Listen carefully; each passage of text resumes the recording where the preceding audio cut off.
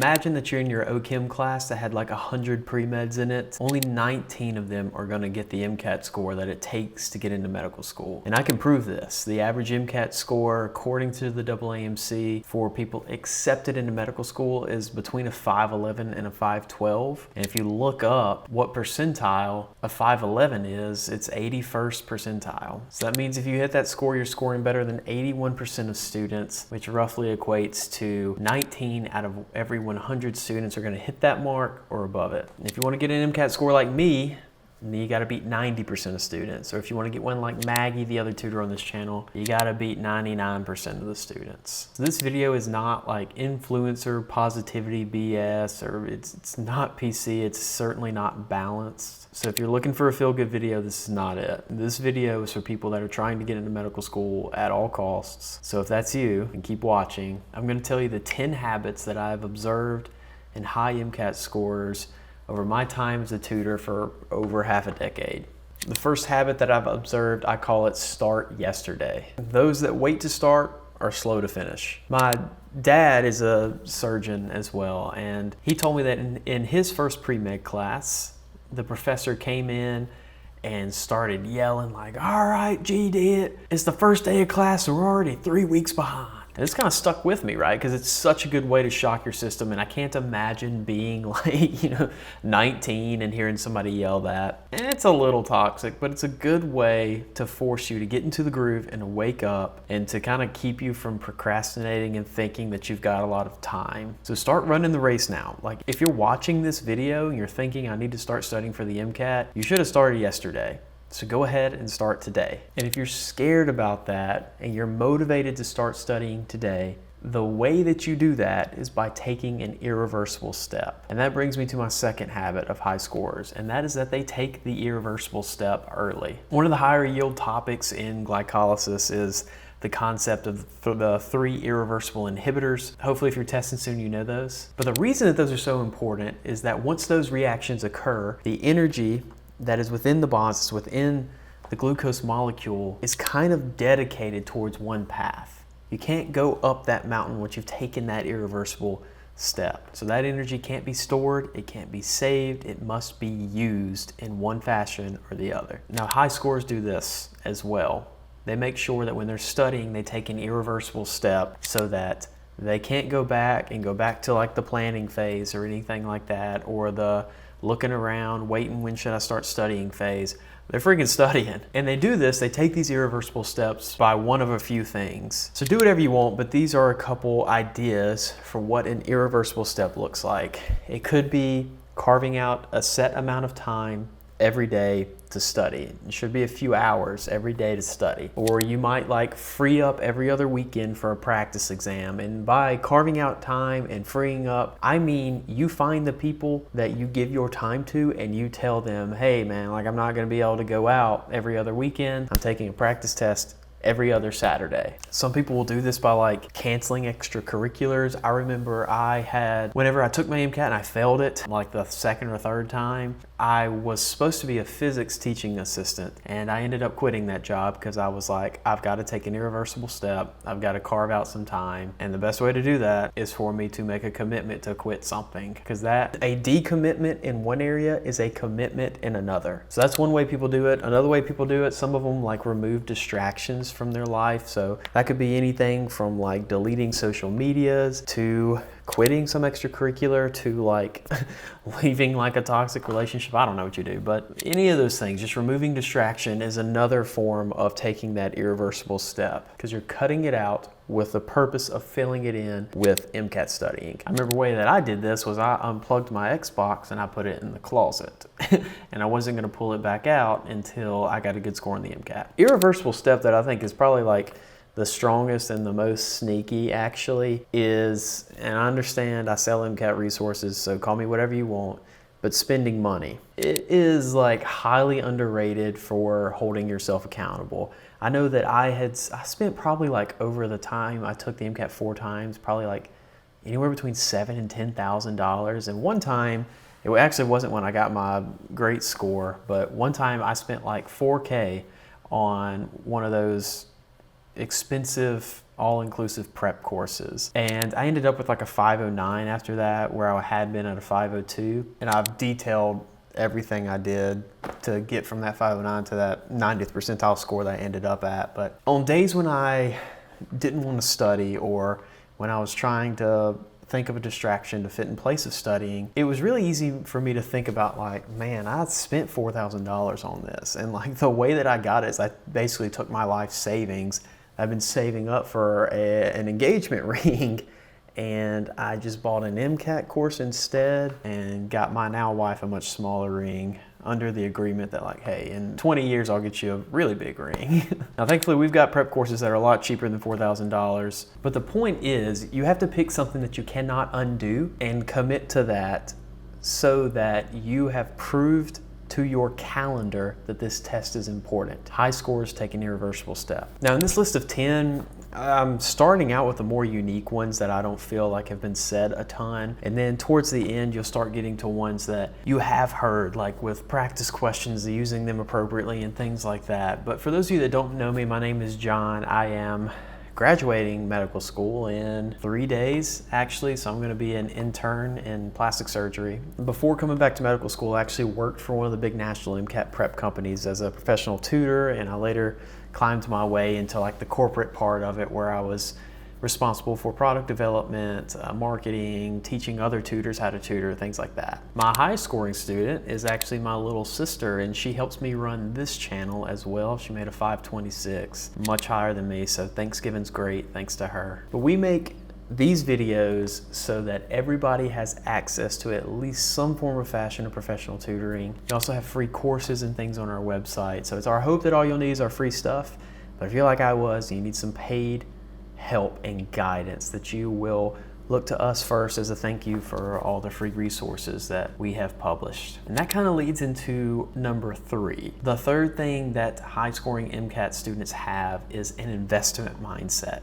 That's not just with money either. Actually, I think money is a smaller portion of that. It's probably the one that occupies your mind most, and we've done everything we can to try to help with that monetary investment, but the time investment is much more significant than the monetary investment when you're studying for the MCAT. I had a job one time that basically required me to be a telemarketer, and I had never sold anything personally besides this like lemonade stand that Maggie and I had when we were like 8 years old. We ended up losing money technically because we gave our parents cups away with the lemonade stand. But one day when I was trying to like figure out how to sell and stuff like that, I came across a YouTube video because I just sucked at it and I was desperate. And there's an individual that was talking about driving home value.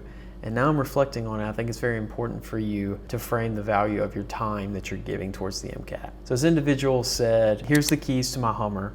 It's right outside. If I told you that I would give you my Hummer, which is worth $100,000, you can look it up, for $10,000, would you take it? And that kind of struck home with me because at the time, A, I didn't have $10,000, B, I don't particularly like Hummers, but I knew that I would do whatever it took to get $10,000 so that I could get that Hummer because I'd be able to sell it for at least $50K the same day, right? Now this was all about framing value for a salesperson, but I think it's important to put yourself through this exercise because your payoff if you do this right is not 50 grand. It could be 60 grand scholarship like I got and Maggie got for our MCAT scores alone, but the biggest portion of it is that if you do this right, you get a job where your work is meaningful and you will never get bored.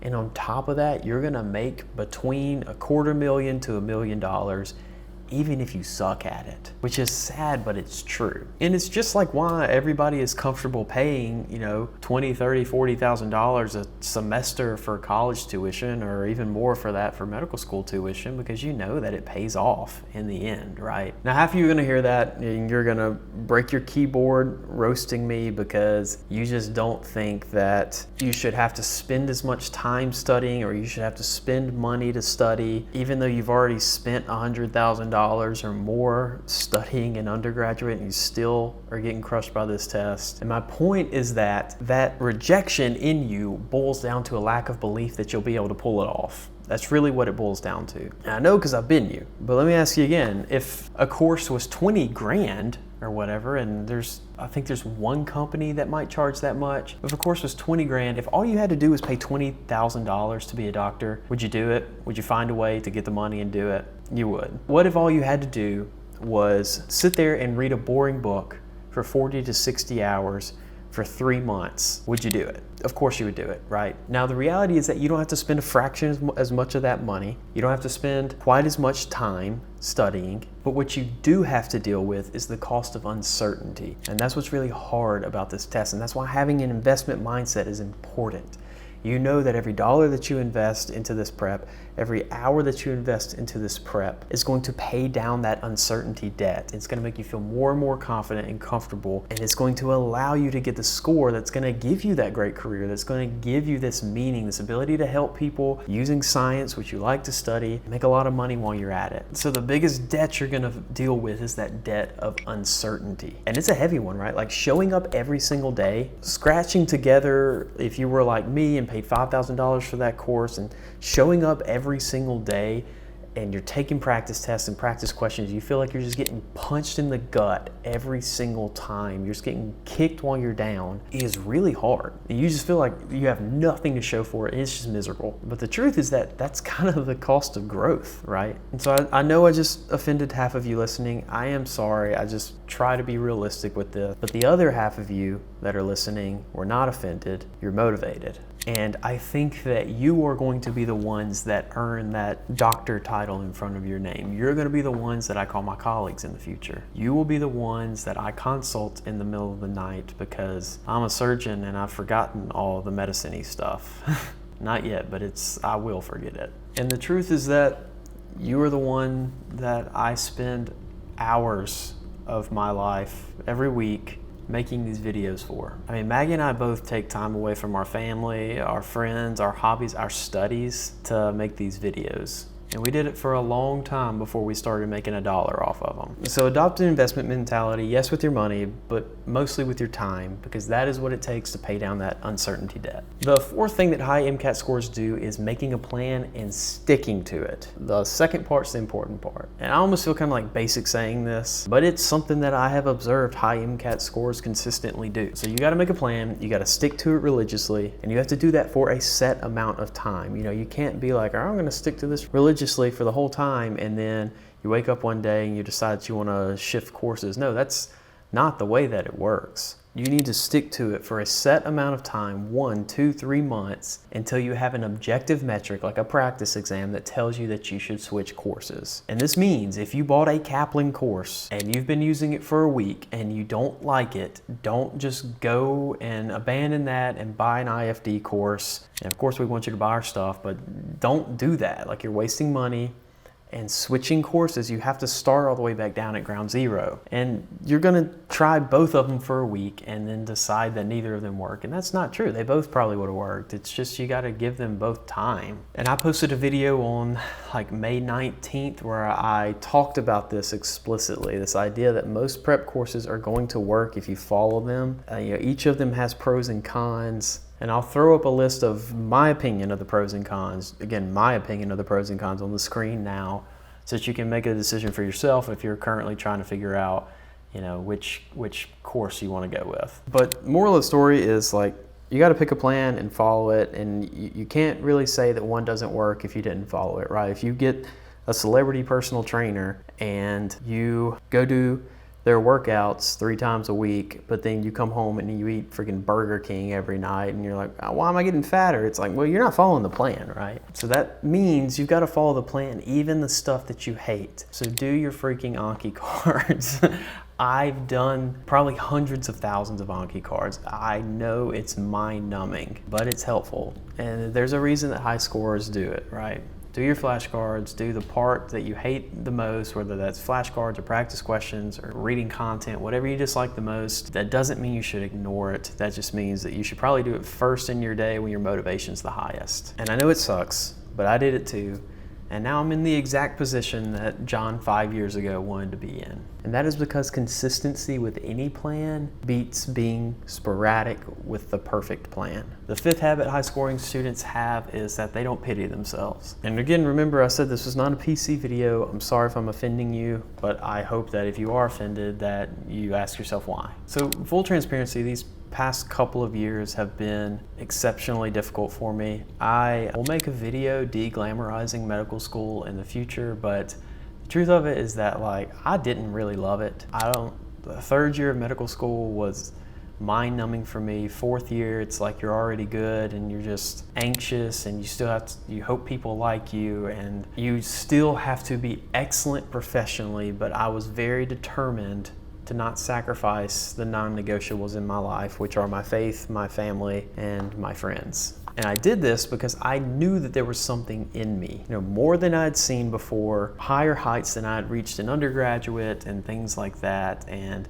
there were people telling me to relax or just take a night off or stop filming these stupid YouTube videos. Nobody's gonna watch them or stuff like that. Nobody really told me that, just everybody says it. But I just knew that everybody that wanted me to dilute my dreams was wrong. And it took a lot of early mornings and late nights, weekends especially, and probably most beneficially, just feeling stupid constantly, being comfortable feeling dumb. But I was able to match into one of the top 2 most competitive specialties, grow a successful business based around giving away free stuff, growing a successful business where the majority of my time is spent on making free stuff to give away, the vast majority. And I was lucky that I was able to do all of this while actually getting closer to my wife and strengthening my relationship with Christ. Now, every single school break, my friends were going to Aspen to snowboard or something like that. And I like to snowboard too, but I was usually holed up in my office and I was making products for IFD, or I was improving the ones that we currently had. I'd see their Instagram posts and I'd be like, man, that looks nice. I freaking wish I was on a mountain somewhere or a beach somewhere or something like that. But I never once allowed myself to envy them or to pity myself, because it's very easy. This life and this world is great in that it's pretty predictable. Your outcomes follow your actions, and I knew that I didn't want the outcomes that their actions led to. I've never wanted to be just a doctor, and that's a very privileged thing to say, but it's possible for every one of you watching the video. If you want more, that's okay, I do too. We just got to go take it though. And hot take, high scores on the MCAT don't pity themselves for having to study for the MCAT. I mean, it is not that big a deal that you're working hard. And if you look at it like it is, or you listen to your family members that are praising you for studying hard for the MCAT, you're gonna start to pity yourself. And once you start to pity yourself, it's so difficult to work harder. I've done it, I've been you. So freaking put your head down, work twice as hard as you thought it would take, and gaslight yourself. I mean, that's what I do. I'm not saying you should do it, but that's what I do. I'll tell myself what a privilege it is to work this hard, to be this tired at the end of the day because I'm chasing a dream that I want. Or don't do that, and that's fine too, no judgment, but you will not get the results that I got, or the results of the people watching this video that are dedicated to saying it's not that big of a deal that I have to work this hard, and it's a privilege to work this hard chasing a dream. And if you do get the results, you're just gonna be more miserable getting there. The sixth habit of high scores on the MCAT is that they truly intend on this next time they take the MCAT to be their last. Many of you know that I had to take the MCAT 4 times to get the score that I wanted to. I made a 502, a 502, a 509 after I took that $5,000 prep course, and then I dedicated my life to the test for a year. And that's when I ended up getting my 9th percentile score, which is the one that actually got me into medical school. And yes, I got rejected with all those other 3 scores, but not with the 90th percentile. I got in. And you're actually allowed to take the test up to 7 times, and I honestly think there's loopholes to take it more than that if you have to. And that sounds nice, but I kind of think it's a low-key trap.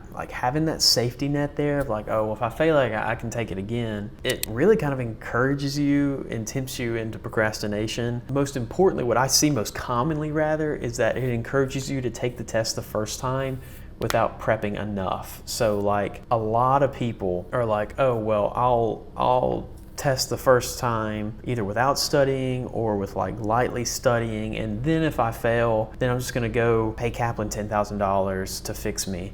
And it's like, I don't know if that's gonna work. And if it is gonna work, why wouldn't you just do that at the beginning, right? Because that 6 months of you studying for that $10,000 course, you could have already made that 10K back if you just did it the first time. And then you have your score, you can enjoy the rest of that little like gap year that you have, or your senior year if you're testing as a traditional student. I just think it's a huge mistake to like look at the additional attempts as a safety net. So what I would encourage out of you to kind of counteract this thought process that's just like, it's just there, it exists, you're not gonna be able to get past it. But to ask yourself, what would I do if this was the last time that I was allowed to take the test? If I could only take it one more time, what the crap would I do to make sure I got my score? Now for some of you that might mean pushing your test back, I know that's a hard decision. I hate telling anybody to push their test back, but for some of you that might be what you do. For some of you, you might say like, oh, I need to take some more college courses. For some of you, you might say, oh, I need to get one of those nice prep courses. I need to go on IFD's website and get whatever they have, or I need to go on Kaplan's or Blueprint's website and get whatever they have. And I don't know your situation, but the good news is that you do. And I know you've got that voice in the back of your head that's like, I could crush this test if I just X. Whatever X is, do it. Because even if it like didn't make a difference and you could have done our free 6-month course and gotten the score, like you don't know that. And whenever you go to take the test, you want to have as few excuses in the back of your mind for why you might score low, right? You want to know that you did everything in your power to get a good score on test day. And it's like that 1 month waiting period from when you test to when you get your score back, but it's really miserable if you're thinking in the back of your head like, I should have done X, and because I didn't do X, I'm gonna have to prep again. Should I go ahead and start studying? That's a miserable situation to be in. But if you did everything and you're proud of the product of yourself that you brought in to take the test, that month is not that bad. It's kind of blissful because you're nervous and anxious the first couple of days and you like low-key forget about it. And then you're like, well, I mean, I studied really hard. I should be good. So listen to yourself. Don't listen to people that have no business giving you advice. You have to feel confident that you did everything in your power to become a doctor. So whatever that voice is telling you, whatever X is, listen to it and do it. The 7th habit of high scoring MCAT students is that they accept being unbalanced for a little bit. Work-life balance is very important and it's something that I really value and I strive for, but it's important to know that it's also cyclical. If you're watching this video, then there's something deep within you that just won't be satisfied unless you're a doctor. And like, no judgment because I've got the same disease, but that honestly means you're not gonna have true like work-life balance for at least a decade, because it doesn't really exist much in medical school. It definitely doesn't exist in residency. And depending on your specialty, sometimes it's hard to achieve, period. So the best you can do is to achieve it in small bursts. And the way that I've done that is by being unbalanced for a short period of time, achieving the goal that I needed to accomplish, and then resting a little bit after it. So it's more like a vacation mindset than it is like I work 30 hours a week mindset. Like that doesn't exist for the next decade of your life. It just doesn't. I'm sorry, I wish it did, but it doesn't. And like I've done this a dozen times and I want to encourage you, like your friends and family are not going to disown you for being a little bit selfish with your time for 2 months because you have a goal that you want to achieve. And if they do disown you, then like maybe that wasn't your friend. Friends support your goals. A friend is not somebody that's just nice to you when you're going through something bad. A friend is somebody you can call and celebrate with too. And the best friends that I have either work with me or for me, so they know how unbalanced I can be at times, or they are just completely understanding because they just value what I'm chasing and they know that's important to me, and we just really value and appreciate the time that we do get together. So it's okay to be unbalanced and work like crazy for a few weeks. It's gonna happen. And it's also okay if you decide that like that's not the life that you want and you don't want to work this hard. Like I totally get it. I low-key considered quitting so I didn't have to do it. But it's not okay to say that you want this goal and then take actions that are counter to the goal. And that's true for two reasons. One, like, it's a little bit arrogant to think that like you don't have to work as hard as everybody else that's actually accomplishing the goal is working. That's something I had to learn the hard way. And then number two, it's like you're just gonna feel anxious and guilty when you're watching Netflix at 2 p.m. on a Tuesday because you're like, I know I should be studying right now, like, but I'm trying to do this for balance sake. It's like, dude, like, just go get your score and then you can watch Netflix for days on end. If you're chasing balance in a period that requires you to be unbalanced, it's going to rob your rest from you. And none of us want that either. The 8th habit of high-scoring MCAT students is that they trust the process. When I was in medical school, I had a group of like 5 guys, and we would all study together in this one room that we called HQ because we're nerds. And we would always say, like, trust the process. Like when one of us would get anxious or one of us would get tired or something like that, we didn't want to do our Anki cards because you're doing like 1,000 a day some days in medical school, or at least I was. Like we'd always tell each other, trust the process. Like our group message was called The Process. We'd send pictures of Joel Embiid all the time, which is like a quarter of you will get that joke. But let me tell you kind of like tactically what that means for you studying for the MCAT, and it's around practice questions. So one of the most important mindsets that you can adopt is around practice questions. And it's the idea that missing practice questions is not a bad thing. If anything, it shows the gaps in your content and it shows you what you need to work and improve on, and it teaches you something, right? Like, isn't that the point of studying, is to learn things you don't know? So yes, it hurts your feelings. It hurts my feelings when I was taking a UWorld block and I would see like 36% pop up. I'd be like, oh my gosh. But the reality is that like I learn a lot more from those blocks where I miss 35 questions than the ones where I only miss 5 questions. And that is the process of studying. You've got to trust the process. The 9th habit of high-scoring MCAT students is they prioritize without ignoring. What I mean by that is you have to have the ability to prioritize practice questions without ignoring your content review. So it's like a very popular thing for people to just say like practice questions, just take practice questions. And it's like, yeah, that's true. If you just take questions, you do nothing else, your score is going to go up if you know how to review them right, which is a sneak peek to the 10th habit. But you've got to learn a lot of science too for this test, right? You're not just going to get away without doing any content review. Now, our approach is learning the high yield concepts first, and then jumping into practice questions and using those as a means to teach you the low yield concepts. That's what I did all throughout medical school, and it really freaking works, and it really freaking speeds up your studying process, and it helps crystallize in your brain like what is super important versus what do I have to memorize. But you can't ignore one even for like periods of time. So I know that there's some like prep programs where they'll have you study content for 3 months and then do practice questions for 3 months or something like that. But I just think that's such a bad idea, because you need to be learning the content and then practice applying it in practice questions, because you can read a chapter and think you know something, and then you go take a question on it and you're like, oh gosh, I guess I don't understand that. So you have to prioritize your practice questions or whatever is important for you. Maybe you suck at cars. I know I used to. Maybe you suck at cars, and taking cars questions or doing using our Cars AI Tutor and going through your Core 4 drills is maybe that's like your priority. Maybe that's what you need to prioritize. But you can't ignore the rest, because it's all important. It's just you have to do this equation of like, where do I get the most value from? And value is increases in your score specifically. And remember, the goal of this test is not to learn a bunch of sciences. The goal of this test is to get more questions right. This is a problem-solving test in the language of sciences. So you have to prioritize the problem solving, but to do that, you have to speak the language of the test, which is the sciences. Now, the 10th habit, and the one that is just the hardest for me to communicate to students through YouTube, I think, is high-scoring MCAT students actually learn from their practice tests and their review. There are so many students that will just like take an 8-hour exam to basically see where they're at. You can't take an 8-hour test and then review it in an hour and 45 minutes. Like, it doesn't work like that. You can't read it that fast. You should at least be spending the same amount of time reviewing the test as it took you to take the test. When I studied for step 2, which was, it's kind of like the test, it's like the MCAT for residency almost. It's the test that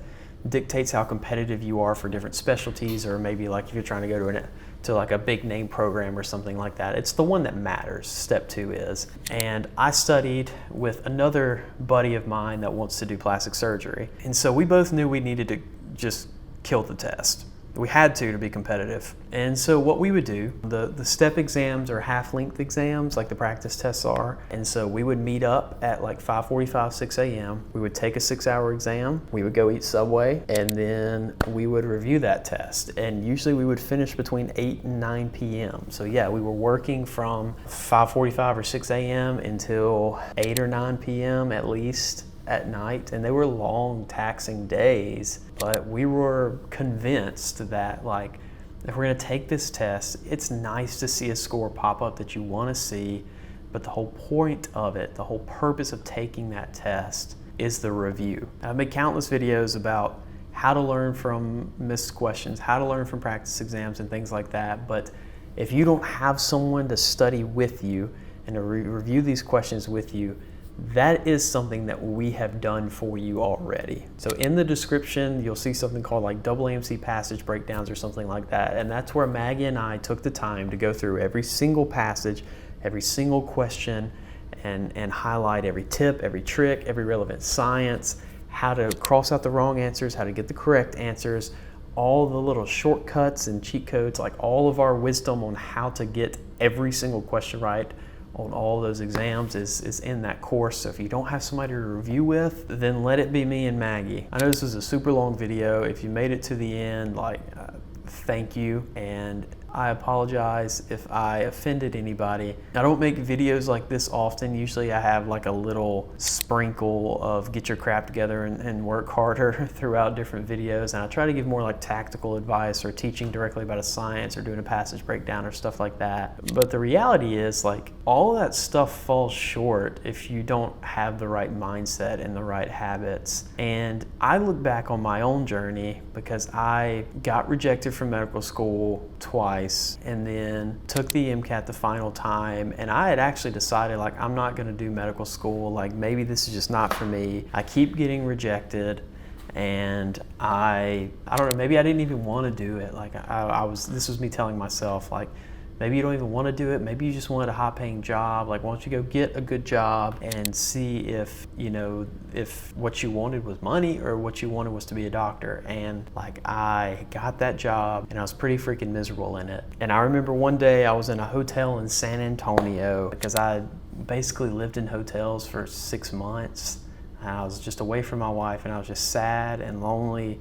And I got my acceptance email, and I remember like looking at it, putting it down, and going back to work. And I wasn't even excited or anything like that because I was just so beaten down and kicked by the whole process. And thankfully my wife kind of grabbed me and was like, are you sure you don't want to do this? You've wanted to do this as long as I've known you. And she was right, I do want to do this, I want to be a surgeon. But I look back on that, and I've done so well in medical school. Like people have asked me before, are you bitter that once you got into medical school, you destroyed it? Like sounds like I'm bragging, I'm just trying to make a point. Like I was top of my class, I won AOA, which is like, it's an honor society for like academics and leadership in medical school. I won Gold Humanism, which is like your peers vote on you for how they've seen your interactions with patients, and they vote on you for basically